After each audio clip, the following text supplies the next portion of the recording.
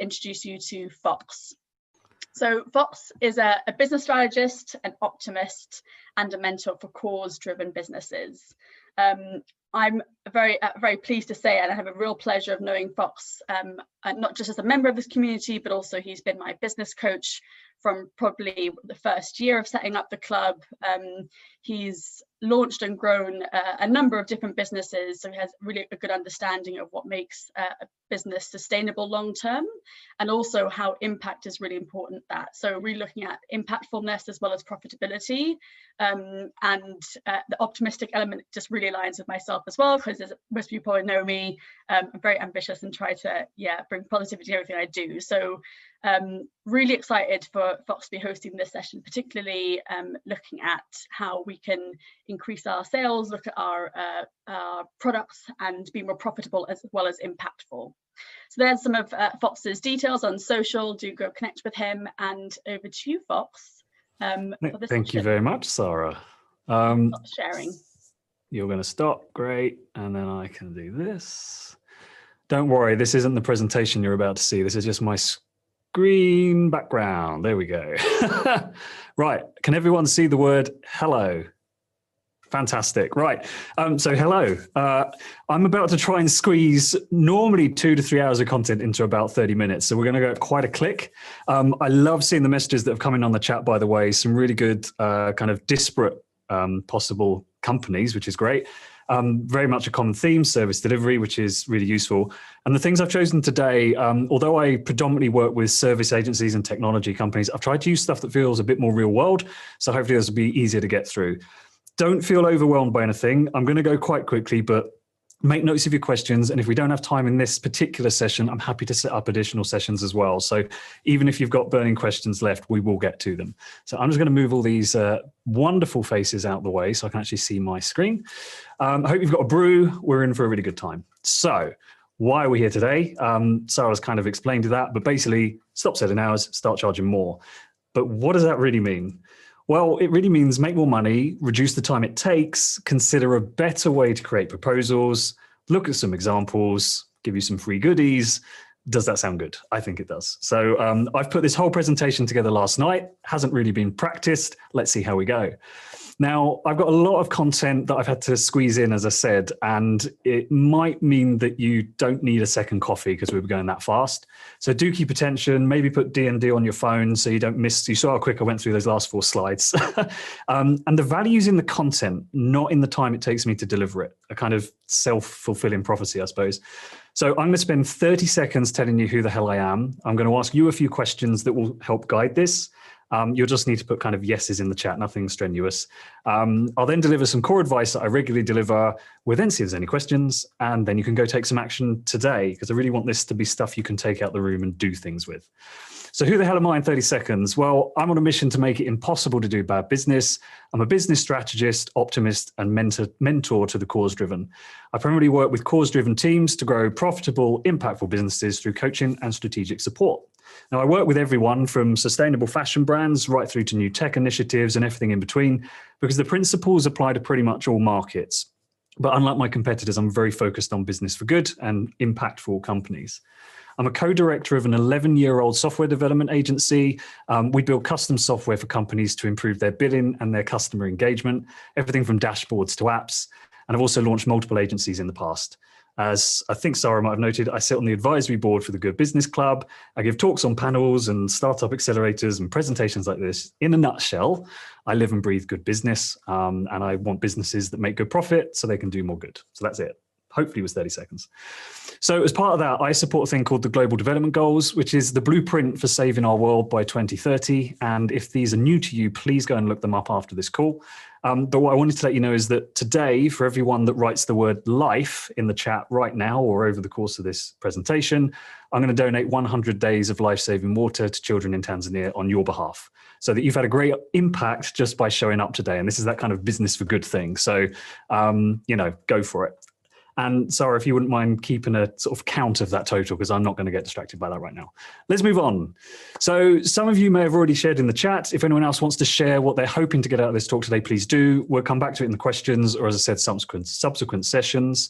What I'd like to know is, do you currently sell in hours? If you do, put a yes in the chat. Maybe put yes hours, that's fine, because I'm also going to say who has to write proposals to win the work that you win. Put yes proposals in the chat. And has anyone had to call out a plumber in the last year? You don't have to put a yes for that, but you can if you like. The thing with plumbers might be quite familiar. And for those who may have had to get one, you'll probably have something like this. What you had go wrong is something you need to think about now, and then look at this table. What are the chances you can figure out what the charge is going to be based on the problem you had? And I'm not going to name the company I've taken this from, but it exists on the internet. And at the bottom, you'll see there's a first line in their terms, 1 hour minimum, which is kind of rage inducing. What if it's a 5-minute fix? And then they split it by days. So now I've got to figure out what day is it and what time. And it's like everything's just falling apart. And I didn't have to go digging for this. This was the first result I found. So right now you're feeling the pain of the problem and you're going from site to site, seeing different prices. The prices don't tell you what the outcome is going to be. So you're going to be very wallet or purse focused right now. Now, what's really going on is I have a problem, I want it fixed, and it's not just about the price of the work. So I'd like to introduce you to a company called Benjamin Franklin, which is a plumbing company from the USA. And you'll see here, if there's any delay, it's you we pay. And I can tell you that if they are late, they pay you. They will fix the issue on the spot. They'll save you your money and your time. But I also know that if there's a problem after they leave, they'll come back and fix it at no cost. If the engineer leaves the place in a mess, they send someone back to fix it and pay you money. And the list goes on and on. So they continue on their own site, and I actually kind of wanted to quickly read through exactly what they say, remembering this is a plumbers, the kings of being late, not returning calls, and prices spiraling out of control, unless you're super lucky to have the perfect plumber already. So I'm literally going to read this. Avoid sticker shock. Companies that offer straightforward pricing provide you with a firm quote on cost for repairs up front. You should never have to pay the price for slow service, but that is often the case with heating, cooling, and plumbing contractors who charge by the hour instead of the job. Because we charge by the job, you never pay an exaggerated hourly rate. To help reduce your inconvenience, we stock our trucks with every imaginable tool and part, and we train our technicians to do the job efficiently and correctly the first time. By removing the clock emphasis, our technicians don't feel pressured to hurry, which might cause mistakes, but they can take the time necessary to make sure the job is done right. This is a plumber. And there's a second piece to this. Think about this. When you hire a time and material plumber to come to your home and repair a particular plumbing problem, how do you know the skill of that plumber is kind of in regard to the repair you need done? What if he has very little experience fixing your exact problem and he's going to charge you by the hour? What if it then takes him 2 hours to make that repair? But another one of our plumbers, it might have been 1. Guess what? You get to pay double what you would have if the other plumber was dispatched to your job. With straightforward pricing, we've determined upfront how much it should cost to make the most standard plumbing repairs based on an experienced plumber doing the job. This way, you pay the same no matter how long it takes to complete the job. And that's all the kind of long form slides I'm reading, so don't worry. I just didn't expect to find that so easily yesterday. And hopefully that starts to very clearly move the kind of attention through. Because at this point, we can't really compare this plumber to another plumbing company. The others are charging hourly rates that might spiral, but this one's going to give me a fixed price. And if they screw up, including being late, I'm compensated. So I now know I might be hanging around less time. I feel they'd be kind and helpful, focused on my outcome rather than having cups of tea and dragging the hours out. You get the idea. So let's do another quick comparison. We won't read all this, but this is an electrician's homepage. And if you do go digging, you can see that they are saying things like same day call out and whatever, but it's buried at the end of their messages. They lead with them. They talk about themselves. So I have to go digging for anything that starts to feel like a benefit for me. Now, we were just talking about Benjamin Franklin. Well, they also run an electrical company. So let's look at their homepage. Get it done right, get it done safely, get it done on time. Don't put up with rubbish. It's like, without even going into any other part of their site, this feels like a distinctly different company. And you see they're delivering the outcomes here. They're not saying, we know how to fix stuff, which is where most service providers are coming from. They're talking about the how, not the outcome. So they're a group of companies. I could do an hour just breaking down these sites and why it works and all the rest of it. But I just wanted to use those as a jump start. Now, you've probably got a sense of this already, which is why you're here. But I'd like to quickly unpack a few of the specific reasons why hourly billing is hurting your business. Some of them can be quite clarifying. Basically, the first one is results. Nobody really knows what the final result's going to be. It creates mystery. Even if you offer an estimate, you still don't know what the result will be if you're billing in hours. And solicitors are generally one of the worst for this, although there are ones that do package stuff. Now, your customers might be very knowledgeable about how your work gets done. Others might think they are, but even if they simply believe that something must be simpler than that, then suddenly you're fighting to justify the time it takes to do something instead of the reason it's being done in the first place. And if you're a new business, things may well be taking longer for you than an expert would be, a competitive company. So naturally, you're going to charge more. But if you're being compared to others based on just the hourly rate, and those others are more experienced, they can complete it quicker, and you're never going to win that quote without working at a loss. It's unfair. Clients can actually worry that you might be sneaking in extra hours here and there. They might be suspicious, and they might start asking for breakdowns, which in turn means more of your time and more stress and more justification. And the main reason that most customers ask for breakdowns is because they don't trust you. They're looking for ways where you've screwed them over. Now, they pay plenty of non-hourly based providers, and they don't ask them for breakdowns. So the only reason they're asking for a breakdown is because they're paying in hours. So this is unfair to you for reasons which I'll now get into. If you sell hours, it's creating a limit to how much you can charge. Okay, you can't turn a £20 hourly rate into a £2,000 hourly rate or a £20,000 hourly rate. If you try to justify that rate in isolation, it's a battle you are highly unlikely to win. Oh, sorry, Siri's just having a go at me. There are exceptions to the rule, though. Some people buy people's time because it's highly valued. Like if you're asking for a celebrity speaker or something, there is sometimes a piece to that. So there's always exceptions. But even then, the focus might well be on the wrong thing. Now, if you're selling hours, you can only sell as many hours as you can work. There's a literal limit of 24 hours in a day, and that's if you didn't sleep. So selling hours does not scale. So if you want a business that's going to scale, even if you hire more people, they still only have so many hours. If you're a freelancer, you can probably work out the most you're ever going to earn based on if you're fully booked and charging the rate you might get away with, but you're leaving more profit on the table behind those doors. And this is true for teams too. You can only sell as many hours as each team member can turn up and produce, plus 100% efficiency does not exist. So it's all stacked against you. And it also means that management's attention turns to the wrong things. Time working versus time at lunch versus bathroom breaks. You get the idea. And when you sell in hours, all the attention is on the hours, not the output. The customer is counting how many hours they have left. If you go over, you end up eating the cost or have to justify charging more. The financial director starts to get involved. Scope creep means you end up delivering more just to keep them happy and trying to get paid what you have done or at a loss. So it's all a fight. And as you start to run out of time, corners start to get cut. Frustrations increase internally and for the customer. Meetings get skipped, resentment builds. Hours mean eyes are on the wrong thing. And also, while I have your attention, please, for the love of everything, use contracts. Contracts are essential. I've got an amazing video called Fuck You, Pay Me. If you want a link to it, I'll send you to it. It's not as angry as it sounds, but it's just the perfect example of why you should. But anyway, back to where I'm coming from. When you're selling hours, you end up being asked to squeeze work into budgets instead of finding budgets for outcomes. A budget is an investment, and you should know the return well enough to make it a sound investment. If you're trying to squeeze work into a budget, it means nobody's sure what the return will be, or people are trying to take advantage. So you should reevaluate the proposition and adjust it until it has a return that makes sense, even if that means making the scope smaller. So yes, sometimes people will do loss leaders. You might really want the customer on your books, but you still need to know what you're delivering, what the outcomes are, and also what you are expecting as outcomes. Is it a case study, a future discount on their services? Otherwise, you're just going to end up trying to convince the customer of your value and your team of the customer's value. So you don't really want to set a precedent. Adjust the deliverables, not the time. Now, the last problem I'll note for now, because I could go on for ages, is that selling hours instantly makes you a commodity, completely comparable and considered hands for hire. You're comparable to everyone else based on a single point of reference, the price, and you're not seen for your unique offering. Your kind relationship and your flashy presentations will only get you so far. And if your delivery falls down, you're not going to get referrals or repeat work, and you're going to get all the stress and maybe underpaid. And you will get that stress, and clients will not pay. So why do clients want hourly billing to start with, if we look at it from their point of view? If we can better understand that, we can bridge their needs to our proposed new way, which is what we're getting to today, don't worry. It might be because they're currently budget focused. You can correct that. But it might be because they're not clear on what they really need. You can assist them with that. And in some cases, actually get paid to do that piece. It might just be habit and how it's always worked. It might be a template that they put out. It might be because they want certainty.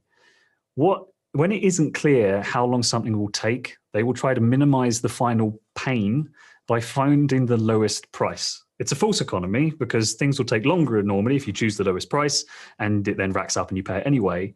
But they have a belief that they've got some control or certainty because if it does overrun, the impact will be minimized. So again, just that might be what's driving them.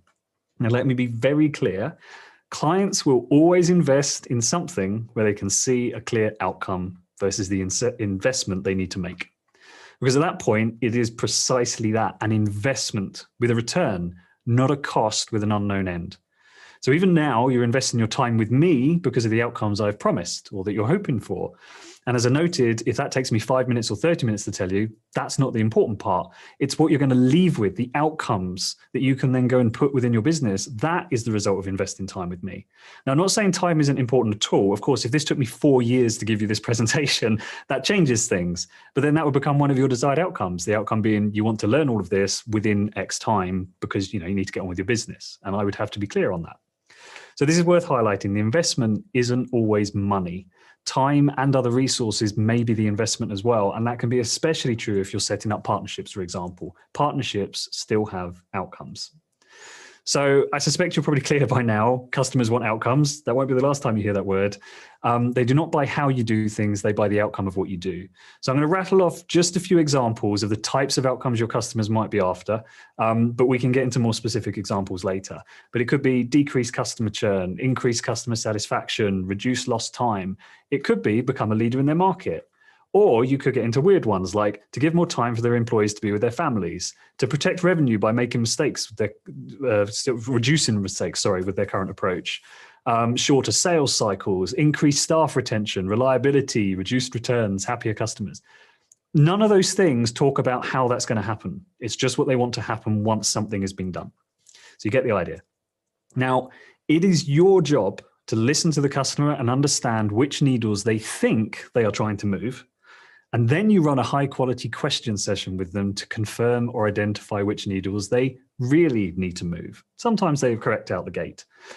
Now, once you know what needles need moving and how far they need to be moved, you can then figure out what that might mean for their business. And this is where all the value shows up. This is where you can uncover how you can be valuable to them. And the detail isn't always important. You just need enough detail. For example, if a company asked you to move a box from one room to the other, you might say, sure, I'll move that box. It'll take me 5 minutes. My hourly rate's £60. We charge a minimum of an hour. So that'll cost you 60 quid. And they might go, great. Or you might say, sure, I'll get that box moved. We'll make sure it's done safely. No paintwork will be damaged. The contents will be treated as fragile and confidential. We're insured in the unlikely event that something bad happened. We'll ensure any mess left behind is cleared up. We'll do it at a time that works best for you. It'll be a flat rate of £60, no surprises. And if you're not happy, we'll refund you. Moved safely, no risk. How does that sound? That sounds much better, I think. And as a business owner, I now know the outcomes, I know the cost, my risk is nil. But at that moment, we've done that without digging into what they really want done. We haven't done a round of high quality questioning. So imagine that was the proposal we put in.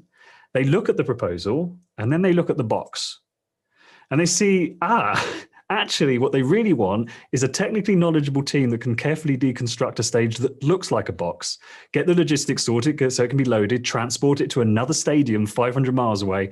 You get the idea, right? If we'd spent time to have an outcome-focused conversation and ask some high-quality questions, we'd know that. Now, you won't be stuck having to move this big mamma jamma for £60 because you're not at the contract stage, but it's not going to be great for your reputation and it's unlikely you're going to get a second chance. Instead, the competition that got the higher quality detail will have submitted a higher quality proposal and won the work, even if it was more expensive, which in this case, guaranteed, right? Really what I'm saying is that often customers are terrible at asking for what they really want, especially when buying something they're not domain experts in, which is often why they're asking you. Now, this is an exaggerated example because a package company is going to ask how big the box is, but I wanted to make something memorable that you could have a visual for. So when I was saying you don't need the exact details, you might have asked, how big is the box? And they say, quite big. And you can say, bigger than a jumbo jet? And they can say, yes, it is. And that all helps you make a better decision on what the value is in what you're going to do. So very quickly, I'm going to do a very quick parade of two other examples of real world things where they're being outcome focused. So this one's a restaurant. It says, not only will we cook for you, we'll pick you up and we'll take you home. Come dine with us. Forget about the drive. Don't worry about the extra glass of wine. And it's complimentary for all dinner bookings within 5 kilometers. So basically, that's my evening sorted. I don't see a price anywhere, but I know I'd pay good money for what they're offering. I also can't think of anywhere else that does it, so they're not comparable. What they've really done is offer dinner with a free cab, but they didn't pitch dinner and a taxi. They sold me on the outcomes, my imagined evening, instead of, oh, I can get a cab myself. And even if I do put that thought together, how much is a cab? What's it going to cost? Whereas this, it's a fixed fee. I'm just paying for dinner.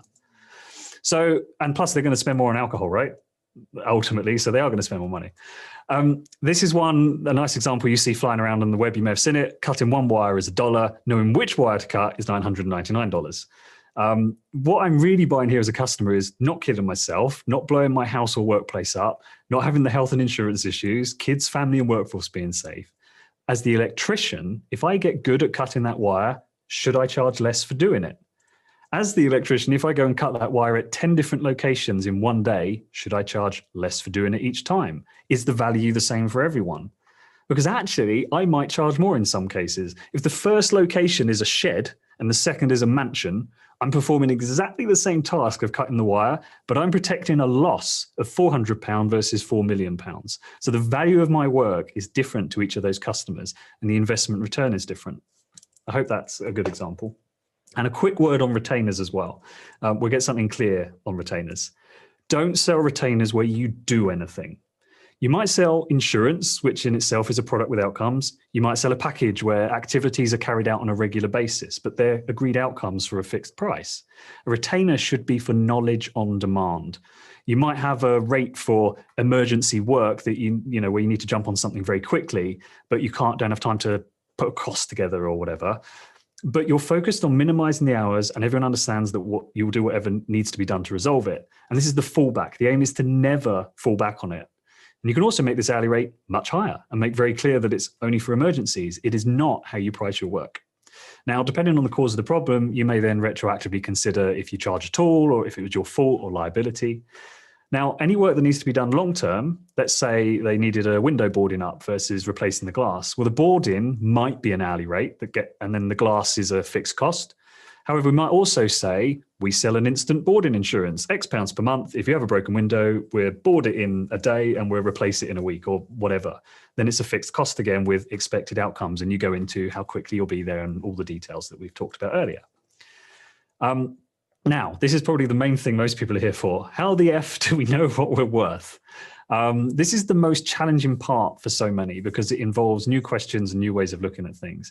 And you might start by looking at your competition and other quotes, asking your team, looking at research, just trying. And trying is not the worst thing, but if you're not trying it correctly, it can cause you problems. And all of these things can give you more data to consider a market, but ultimately what you're worth is up to the customer. They're the only ones who really know the true benefit of what your work is going to give them, and if it's worth spending with you to do it. However, as we discussed, some customers are not actually clear on the value of your work or what they really need. So this leaves us with two challenges. One, how to ensure the customer is clear on what you're worth, and two, how you can get them to share that with you in a meaningful way so you can price your work. So questions are the answer. You need to be having a high value, high quality conversation with your customers. And this isn't just about asking them, how much money would you make if we X? It's actually about asking these high quality questions and using the answers to reverse engineer the value. Now, I've spent some years now curating a list of questions that seem to work best. Some are actually from other advocates of killing off hourly billing, and others are retuned based on my experience. Now, these form a principal set of value-based questions, but what happens is you always create new ones in the moment because you listen to what they're saying and you evolve it. So you discover the patterns of these questions, but you can adjust them for an industry. The key is to ask the questions. So I'm going to share some examples now, just to kind of really make this point clear. Your intention with the questions you ask is effectively to try and interview yourself out of getting the work. Not to anger them or make yourself look stupid. You're not trying to sabotage the opportunity, but you are trying to figure out why you are not the person for the job. Because when you do this, you'll figure out exactly why you are the person for the job. And hopefully these examples will start to piece that together for you. So this is a low quality question. What do you hope you'll get from this project? Now, it's not the worst question. May even be one of the general ones you do ask. It's a good warm-up, but this is also what every other company and competitor is likely to ask. Your competition is asking this question. So the answer from the customer is probably going to be more sales, more revenue, and so forth, the obvious answers. Good, you know, but let's dig in with a higher quality question. Other than revenue, what benefits might you possibly hope show up from this project succeeding? So we've signaled that we understand revenue is important for this business. I mean, which business isn't really important for? But we're also keen to understand the other impacts. Now, it's important here to use the phrase, might you possibly, because this opens up possibility thinking and makes it likely you'll get more answers. And if you have quieter people in the meeting, they might feel braver about actually making suggestions, because you're not asking them to find the one thing or the best thing. You're asking for as many possible things as possible. And sometimes the quiet person might actually know the thing that's going to make the biggest difference to the company, and you help surface that. You've given them value just by understanding that problem better. So it could be they want to save time, or they want to free up staff to do other things, or they want angry customers to stop bothering them and stop being angry. So now we know that we could deliver the benefits of fewer angry customers or more happy customers, more time for staff. And we'd probably dig into that a little further and ask, why might the staff want that extra time? Even now, though, we can start to think about how much time we can save the team and multiply that by their hourly rate or a salaried rate. You know, we can do research to figure out a good guess on those numbers, and then we can double it. Because not only are we saving them the cost, but we're freeing up that staff member to be valuable elsewhere within the business and potentially generate more revenue in return. And if we have enough high quality questions, we might know what that return is going to be. So suddenly we're delivering them stuff they hadn't even brought us in to do. So let's look at another low quality question. When do you want this done by? However you ask this, you're ultimately saying, what's your deadline? And again, you're not going to be the only one to ask it. It's not presently attached to how much work is involved. If there's too much work involved, there is nothing that helps us understand what might need cutting to meet that deadline. So we're just guessing in our proposals. What we really want to do is better understand why a deadline might be important. Is it for a trade show? Is it for a deal? A compliance date? Now we have some benefits again. We can ensure that you're compliant by your deadline and your business remains protected, as an example. So you can propose the best solution to achieve that, which might not be what the customer was originally asking for. And sometimes it might not be worth you doing the work. You might point them in the direction of someone else, and it's more valuable to do that, because otherwise you would have done a load of work which potentially didn't deliver what they needed. So there we go. So what question might we ask to better understand why this deadline? This is one of my favorite questions, which I run in every meeting. Why do this project now? Why not 6 months ago? Why not next year? It's effectively one question delivered in 3 sub-questions. And I love doing this one because the stuff that comes pouring back from this can be amazing. Basically, they might start telling you they tried 3 months ago, and here's all the reasons it didn't work. And they have all those reasons for you to then understand, well, what you should avoid or not propose, or how you might mitigate that in the future. So one of their outcomes is they don't want that to happen again. Or they may mention the compliance thing that I noted. So I can start to identify some parts that they don't need to deliver till next year. This means I can get even more focused on what might bring them a return now, while the competitors will just be pitching for everything. And that's super important, because now we can put in a quote that is higher priced for our work, but actually still less than the competitors, and more realistic and more focused on them getting what they need sooner. One last low quality question for now. Anything else? Now, how many times have you heard or said that at the end of a meeting? People just kind of shrug if they feel you're done or they're ready for lunch. But imagine if you asked this question instead. What might be a question I haven't asked you that you wish I had?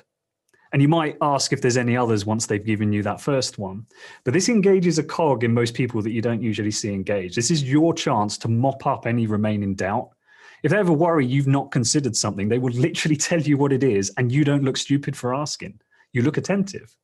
Now, not everyone comes up with anything. This usually means you've done a great job, because if you're having high quality questions, you might have surfaced it all already.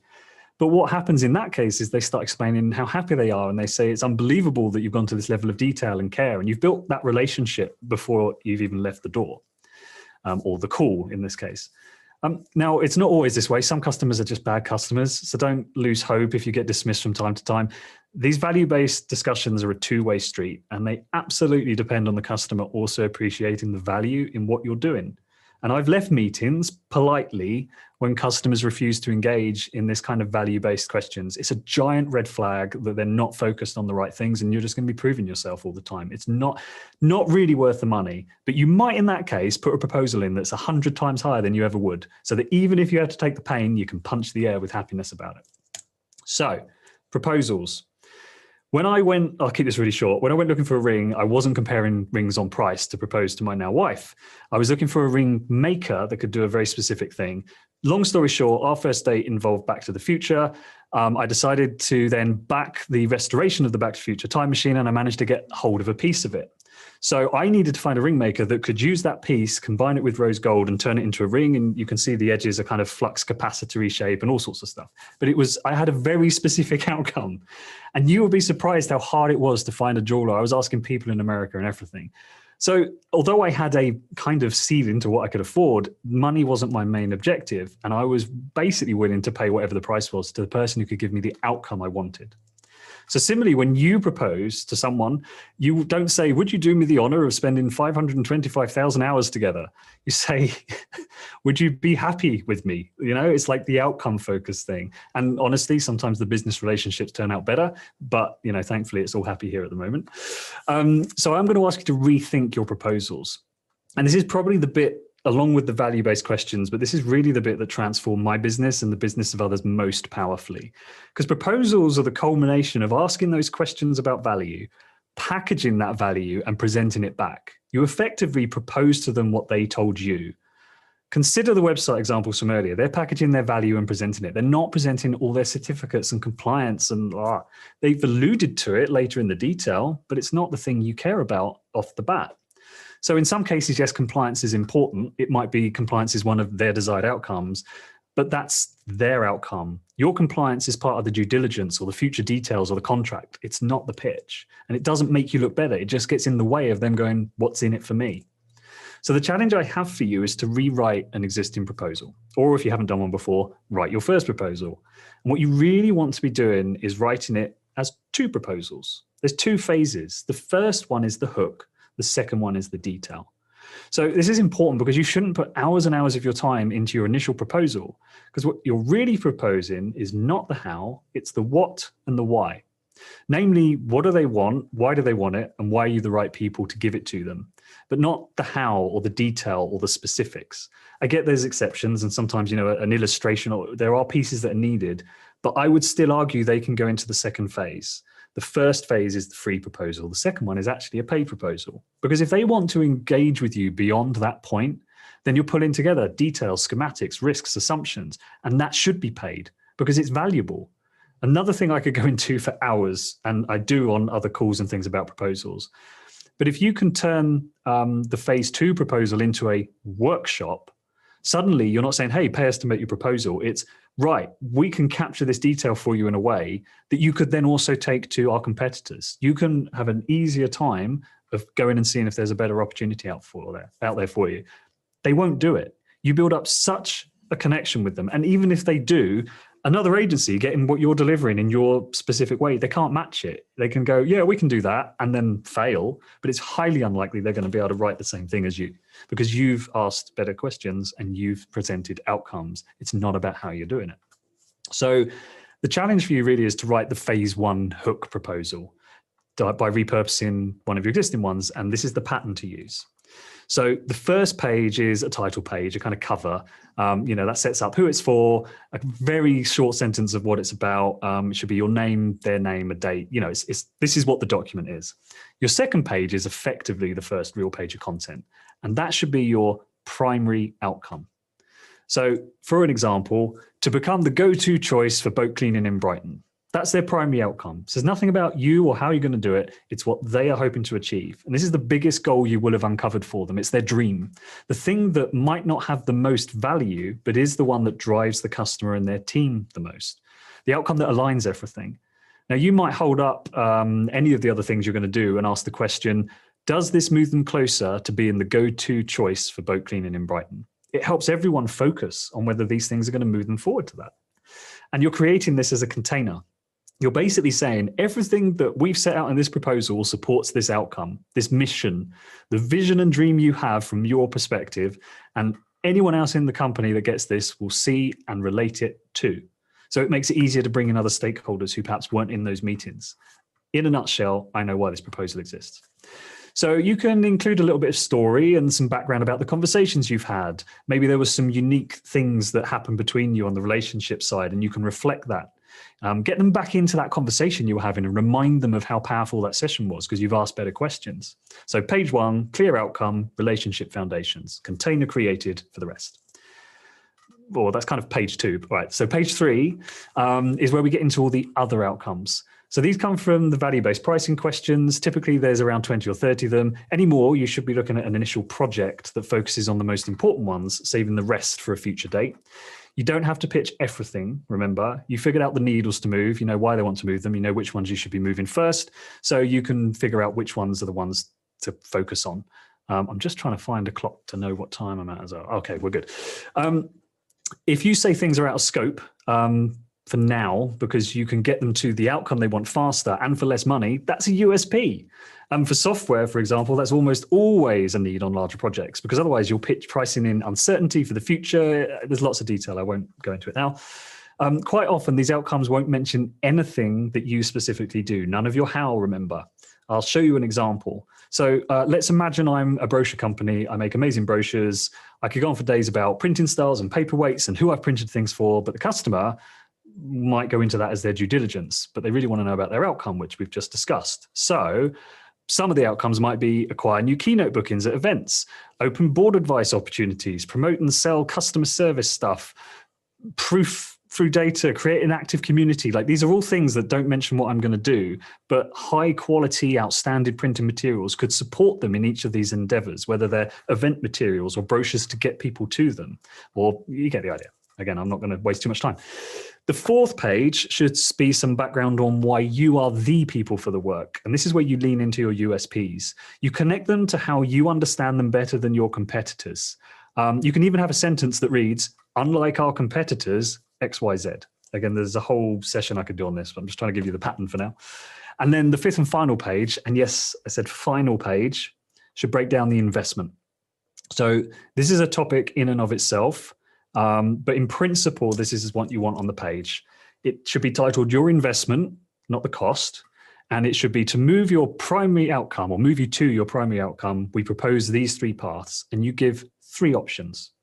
Now, option 1 should move them towards it. And this might be what you would normally pitch. Okay. At the price you would normally pitch it, you can do your current hourly calculation and just put that in. So this is effectively the same as any proposal you would have put out before. So you're not risking anything on price. The second one, you add some additional outcomes for them. You add additional things you're going to do and you put the price up further. And then package 3, you do the same again, much like a wine menu, okay? What happens is you've reduced your risk because you would have put package 1 price out anyway, based on how you currently work, but you've given 2 other options. And 9 times out of 10, they pick the second option. They very rarely pick the first one unless they're super budget conscious or they still don't quite trust you yet and they want to do this as kind of a test. Because you're giving them 3 paths, they don't feel like it's an ultimatum either. They can see how you've considered the different outcomes and what's important for them. So I've got examples elsewhere, but I just, again, want to give you the principle because it's so specific to who you're doing the proposal for and what your industry is and stuff, but you want those options. You can add another section to that investment page that eliminates the risks or concerns and sets up some very basic terms of engagement. So you say it's 100% upfront before work starts, and we guarantee it or we'll give you your money back. Now, you're probably balking at those. What normally happens is someone comes back and says, 100% upfront, are you kidding? You say, all right, what about 50% now and 50% at a date you choose? They kind of do a calculation in their mind of when they think it's going to finish, and they pick a date. What that means is if that project drags, you've got a contract, remember, that says you're going to get paid on a date. So everyone remains invested in meeting that date and the outcomes rather than worrying about the price. And the guarantees, again, lots of nuance that could happen there. I'll whiz through this now. We're nearly there. What about your team? You might get some resistance and pushback. I can give you some examples offline, which will tell you how to kind of deal with that. But basically, there was this thing I found somewhere from a lawyer. Here we go. Recording time is inaccurate and non-transparent, and no one values it.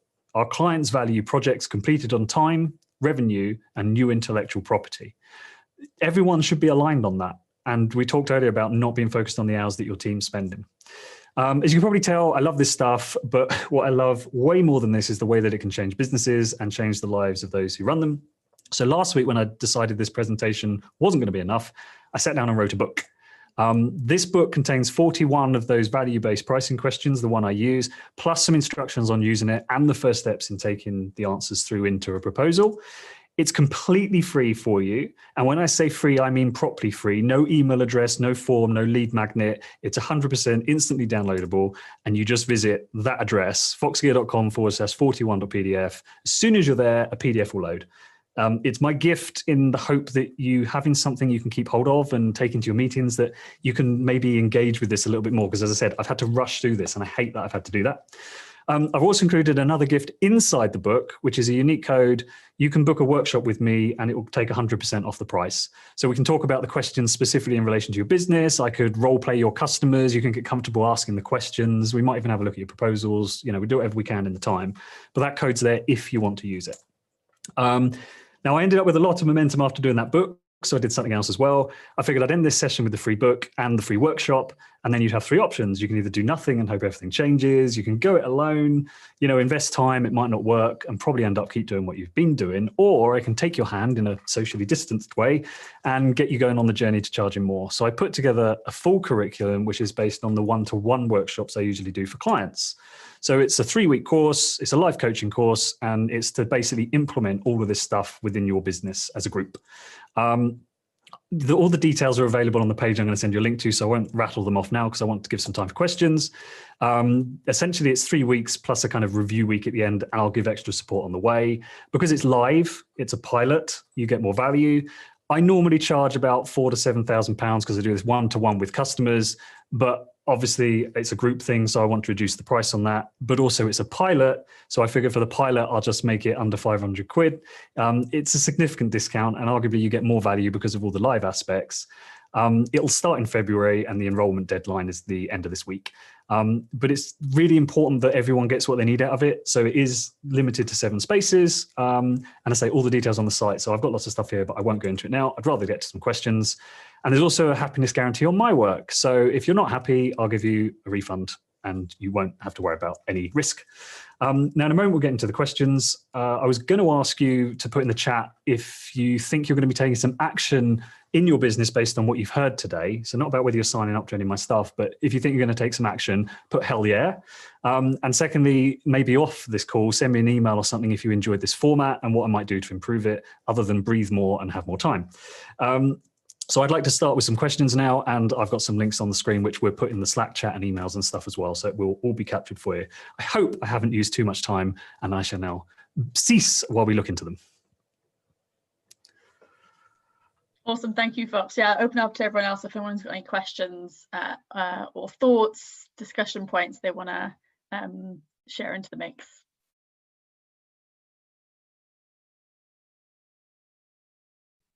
Okay, I'm just scrolling up the questions list, see if there's any in the chat. I think there's the intros. Yeah, feel free to either put it in the chat or just unmute and tell us. That's fine as well. Or you might say, I've got no questions, and that's fine too. Yeah, you've got loads of hell yeahs in the chat to get stuff going. Amazing. All right. Well, if no one's got any immediate questions, I'll quickly go through those intros. Oh, new message. Is that a question? I love the principles, but how do I apply it to selling courses? That's from Helen. Good question. So you could actually have a look at the link that I've put, which sells a course, and you can take that as a template if you wanted to. You can adjust that to your language and the people you're talking to. And I saw at the beginning, there's like walks and stuff as well for other people. Obviously, the context is important, but the model effectively stays the same. So when you're looking to buy a course, start from the outcome is the shortest answer. You want to know what's going to be different for them at the end. What will they have? And that's what you're selling. The curriculum to some degree doesn't matter. You're just knowing when I've completed it, I will know this. And for some people, they don't want to do the course. They just want to pay for the outcome to be done by someone else. So it might be you say, here's a course, or I'll do it for you, depending on what the thing is that you're presenting. And that might give them 2 paths. So again, there's nuance to the specific subject and market, but it start with the outcome in mind. I know that seems like a repeat of what I've been saying, but that is how it all works, because that's what people buy. And I think with selling courses as well, you don't have to jump to just the course outcome. So even if we take what I've just done, the book will give you some questions, which gives you an outcome of using those questions immediately. So I can give you tiered outcomes, if you like, but I'm not trying to squeeze you through funnels or put you in marketing lists. You will decide whether that was valuable to you, and you'll decide whether you want to go and pursue more of that. So don't try and put all of what you have to pitch as a course in just one compressed container, because it might be too many outcomes, or you might be making assumptions about the outcomes they really want. One person for now just wants some simple things they can try to get familiar, versus someone else who now wants to get it involved with their team. So those outcomes change. So the second piece of advice is be very clear on who you're talking to. So yes, you might have an idea of an outcome, but is that actually the language or outcome that those specific people you're talking to want? If you're talking to a big corporate and they've got hundreds of people they want to put on this course, they have a very different set of outcomes they might want for it in terms of the minimized amount of time that you're going to be occupying their staff, for example. So it could go on quite a bit about that. I'm going to identify the key outcomes of my events. Love that. That's what people buy. They don't buy the event, Also, another thing for people, ditch words like trials, events, calls, chats, turn them into packages, products, deliverables, give them names, make them tangible. I'm effectively, I'm not doing myself any disservice here. The PDF is some written content and a list, but I'm calling it a book because that's what it is a book of information that's got value to it. If I just went, there's a list you can download, I'm devaluing my own work through the words that I use. So those words can be important. And when you're trying to move from a service-based thing to an outcome-based thing, try to name them in contained units. And that's why the outcomes are good, because they give you a container. So hopefully that's useful. How are we doing on time? Oh, we've got 10 minutes if anyone's got any other questions. So you're welcome to unmute if you would prefer, assuming that's been allowed. Yeah. Do you think it's different for, so for example, if you're going for a small business versus a mid-sized business versus a big corporation, because they're very different cultures. So normally I would pitch things very differently, but in your methodology, is it about language you're changing, or is there anything else you would change? That's a good point. So there are obviously, not obviously, it's a bad word, but there are sure to be examples where if they have to be ISO standards or they're going through some kind of request for tender process, you may need to slot into their processes in that sense. So there might be a format of proposal you have to comply to have a chance at the work. The important thing is to make sure you can open up that value conversation before you create that proposal, because that conversation in itself might help them take a different position in the first place. We have changed people's tendering processes off the back of it because they've realized, oh, we're not actually asking for the right thing. So you help them then do a paid piece of work to put together a better request for tender, which builds in a load of trust. Some of them may have to ask other people. So the language might differ in that, but the principle is still the same. The conversations and what your cover letter or whatever it is you're pitching, make it outcome focused, because anyone who's sitting down to read that, or even if you're going after a grant, they have got outcomes about why they're trying to spend the money. So you're always trying to align to that side of things. So yeah, I think you would tweak the language, but the order of events, I would still say, remains relatively consistent. And by following that process, it means that when you have that conversation with the people who are involved in corporates, you'll get the outcomes in their language, and that's what you're reflecting back, versus the small solos who will give you it in their language. So much like a really great meeting, a lot of it's about reflection, but you can only do that when you really hear what they're trying to achieve, not what they think they want. Thank you. I'm curious, Fox, Rob Allcroft here. How kind of open are you with your clients in this? So when you're sort of, if you're talking, or I suppose, how open would you recommend being with clients? So, is it to say, well, actually, I choose not to charge for hours because what I want to do is make sure you get the outcomes and make sure that I'm working towards those outcomes, all the things you've just talked about. Do you recommend, or do you advise, and have you been kind of fairly open with clients about that and transparent? That's a very good question. We use it as a differentiator. If people are just giving you the hourly rates, they're just used to giving hourly rates. And often you will end up with customers who are saying, what's your hourly rate then? They just want an hourly rate. And I'm happy to kind of say we don't have one. We have one, like I said, for the emergencies thing, but we're not pricing on hourly rates because it's not fair to anyone. It's a completely unfair process. What we're clear on is what you should be getting as a return for your investment. And if you'd like to look at what you can invest in to get that return, then we're happy to work with you on that. But if not, there's plenty of people who give you an hourly rate. But the uncertainty that comes with that isn't worth the stress for us either. And we'll be very nice about it. You know, I'm not trying to give them angry ultimatums, as I say, but yeah, I'm totally open about that. You don't have to say we price our work differently. That's beside the point. What we say is we get clear on what you're actually trying to achieve. And in some cases, we're not the people for the job, but it means we can send you the right way. Or if you're not yet clear on what you really need, we'll do a workshop with you to get that. And you can go and take that to other people and get quotes for it because that's fairer for you. And as long as you're really coming from a place of what's valuable to the customer, and you're not trying to take them for a ride, you are invested in their outcome, and there should be no issue. That's a good relationship. If they think they're cheating you at that, if they think you're cheating them at that point, there's already a problem, to be honest. And some clients, this is why this proposal thing's really good. So if you might have a situation where you're already billing hourly, this is something I didn't cover, and you want to move to charging for outcomes. Well, the key is start having mini projects. So whatever they ask for, a change or something, you go, okay, well, why are we trying to make this change? What needle is going to move? It might just be one needle, that's fine. But it's not just, oh, can you put this on the site? It's you going back with a high quality question or two to say, what are you hoping is going to happen as a result of putting this on the site? Because then you might go, well, instead of doing that on the site, if you did a video over here, you'll actually get 3 times as much. We'll do it for a flat fee of £100 or whatever. It's like, that's how you can move those things. Then you say, that's the fixed cost, it'll be done. And these are the outcomes, which is what they're really asking for, even if they think they're giving you tasks. If there are task-based things, they should be in a package. So let's say it's site updates. Once a month, we will do these updates on these things and it's a flat fee of whatever. It doesn't matter if you've got an automated tool that's doing that in 5 seconds. The value to them is your site's going to remain secure or whatever those outcomes are of those updates being done. So yeah, you can be transparent with it. I'm a fan of transparency and just being authentic in all those conversations. You build much better relationships and you have clients you love working with. Thank you.